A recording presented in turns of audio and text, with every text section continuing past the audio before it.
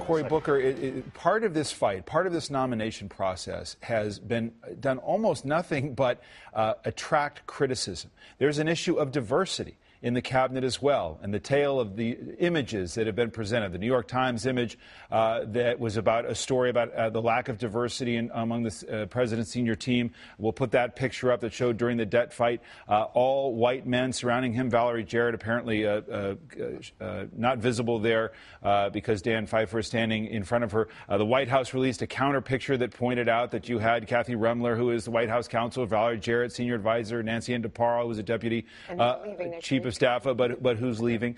But is there a problem with the president not pursuing more diversity, more women in his cabinet? Are you troubled by that? Well, look, to me, this almost seems swift boating if you look at the data and the numbers. I mean, taking a person's strength and trying to create a weakness out of it.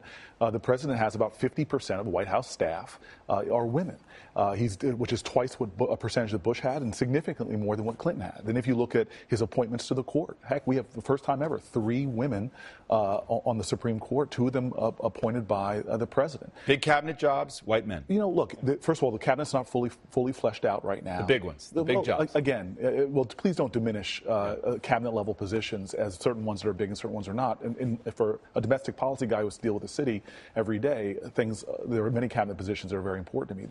But let's just focus in on 2 things. One is that is very disingenuous to show that picture when 50% of the staff in the White House is women. And number 2, to me, it's very important to understand this is a president that has expanded health care opportunities for women. This is a president that stood up on his first legislation for the Lilly Ledbetter law. If you look at his policies and his practices, he's changing the focus of this country. I think a lot of women, Andrea, would disagree with the idea that this is swift boating, this administration. Let me just say, that was a White House photo. That picture was taken by the president's photographer, and that indicated who was around him when he was dealing with the fiscal cliff negotiations. That's what that picture represented. At the highest levels of the White House and in the cabinet, you have men, and they are white men.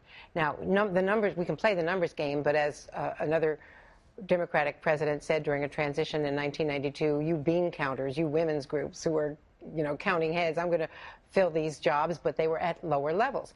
The fact is that men help elect the president. Women voted for the president in greatest numbers, but the men on his team were the predominant people. You have 2 women who are the White House deputy chiefs of staff. Nancy Ann DeParo is leaving this week, but 2 women, and neither of them are being mentioned in any of these trial balloons to replace Jack Lew. And that's why women, including women in the White House, I've got to tell you, I wrote a story about this week, and I did not get one complaint. I get lots of complaints from the White House about things that I say and do, and sometimes it's correct, sometimes I have to correct something, but not one person, and I talked to several people inside the White House, women, and they said, no, we didn't have any problem with what you wrote about this week. The women are not happy. I got a horse laugh out of it, because you see that picture, old rich white guy looks like Romney voters. They're going to have to rename the cabinet table Millionaires Row. But I think there's a bigger indication here, which is the cabinet's getting smaller. He is not looking for opposing voices. There are no super stature people there, like a Leon Panetta, Bob Gates, or, of course, a Hillary Clinton. This is the yes, sir cabinet, and that's troubling because we have big problems, and it seems to be shrinking to a very White House-centric. Haley, it's interesting. It was described as a band of brothers cabinet this go-around, not a team of rivals. Well, to me, it's even more, it's beginning to look like a staff. Yeah. It's beginning to look more like the president's staff than the president's cabinet.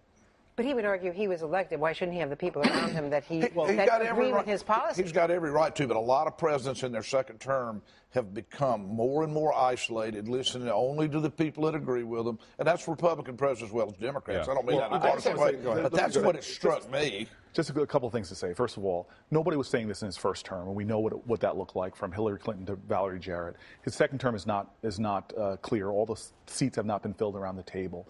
In addition to this, it's not a staff. I mean, Chuck Hagel was a Republican, is a Republican, and has diversity in that point. So give him some time to fill out his staff. And more importantly, as I want to keep coming back to, is this election was fought over the issues that are important to America. And women clearly saw that this is a president that will fight for, affirm, and advance equality and justice for I want to get back to some of the issues. Again, the fights he's picking, the fights he could win or lose in the second term. I want to talk about that with the group when we come back right after this.